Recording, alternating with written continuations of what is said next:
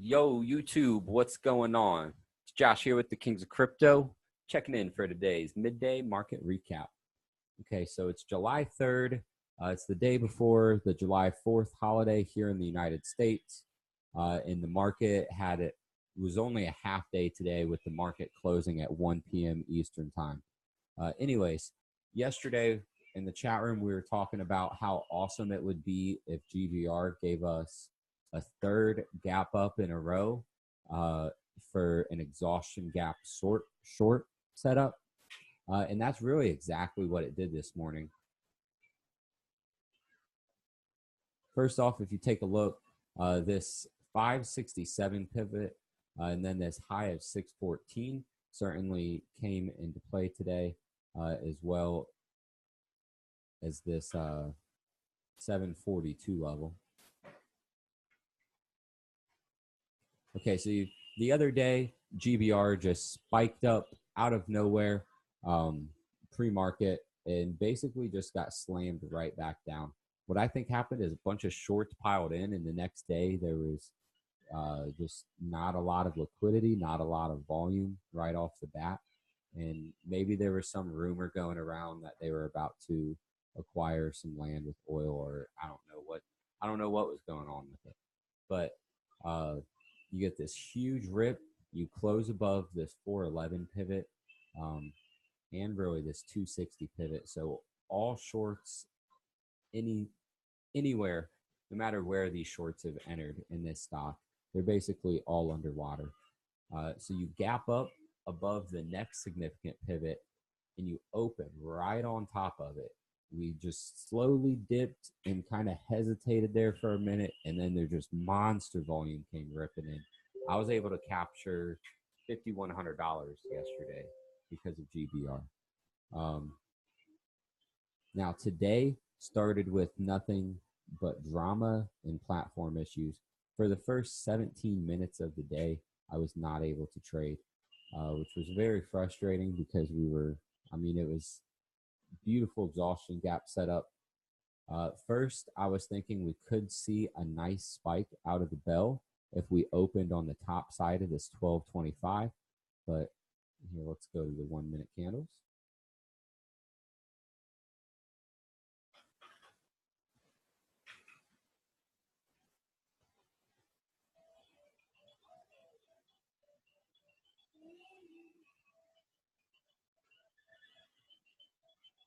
There we go. Okay. All right, this 1225 was a key level yesterday. So I was hoping that we would gap up and open right on the top side of this and then get a powerful move up into these two pivots, 1416 and 1485. So I could really just load the boat short on this thing and take profit along the way and hold some of it for a little bit.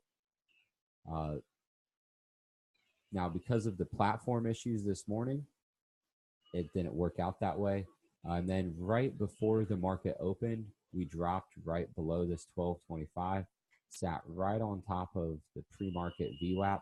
And as soon as the bell rang, we just fell straight through VWAP and through the 9 EMA. And I mean, you knew the thing was it was over. So I put in an order down here to buy at in the upper 830s, just right above this dotted green line here, to buy 2,500 shares. And when I was putting in the order, it kept on getting rejected, saying aftermarket close. And I'm just continuing to try to enter the order. So I got into the Meyer Barack chat room that comes with the intro package on TradeNet, and all of those guys were having the same platform issue. So I knew it wasn't just me. So I just keep trying to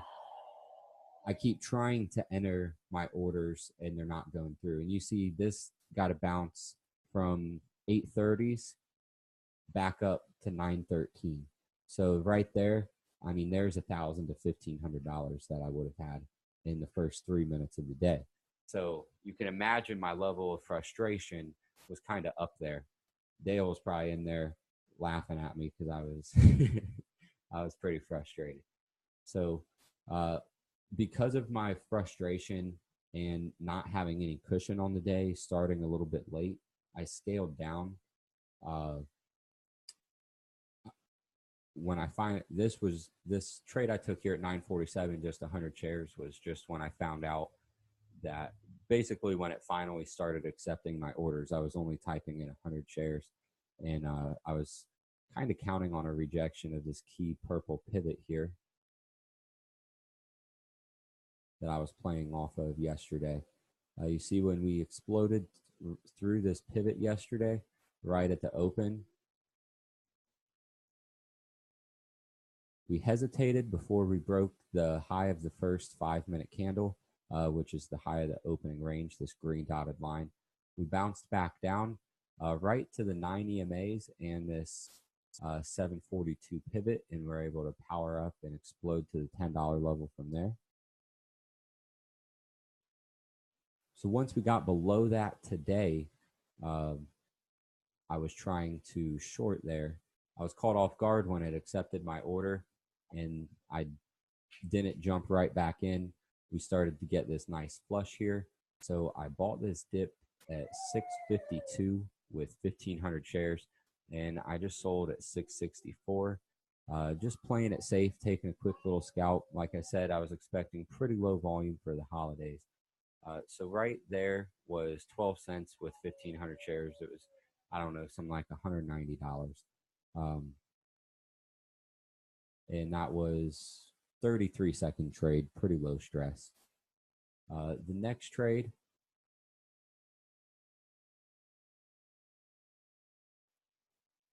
let's see. Okay, the next trade was 1,000 shares short at 735. We got this retest of this purple pivot here. So I went ahead and put an order right below 735 to get short.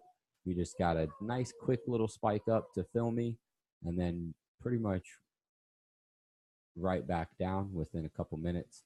I had an order to exit at 7:15, so when this big red candle hit, it just filled me on the way out, and I was perfectly okay with that. I was up 391 on the day, trading with pretty low size. I mean, both of those trades right there, you could have taken with the intro package account. So I mean, I was happy with that.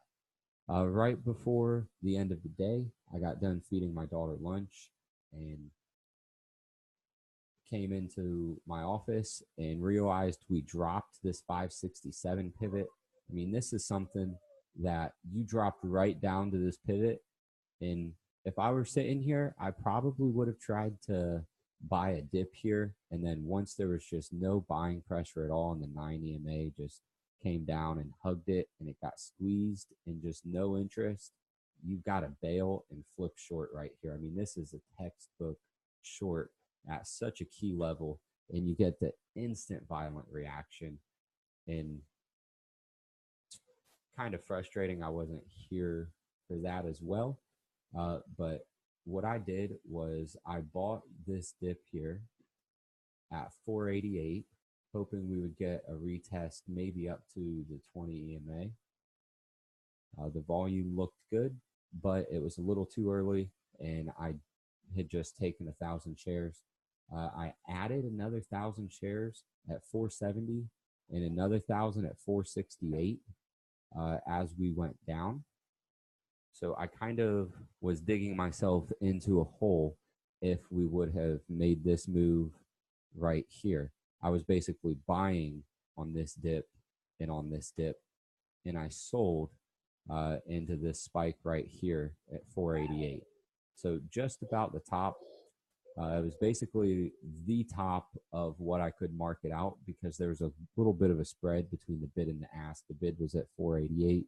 The ask was at 493 or 494. So I took 488 and got the hell out of the way of the thing. Was able to make another $500. Nothing super spectacular. I don't feel like I traded the greatest I've ever traded today. I mean, yesterday was an amazing day with $5,140 on GBR. But $931, and I ended up getting myself out of taking a loss on this 488 buy. So I'm definitely not complaining there. happy with the gains, and I get to live to see another day. So tomorrow's the 4th of July. So we will be back on Thursday, July 5th, and I'll catch you guys then. Josh with the Kings of Crypto, checking out.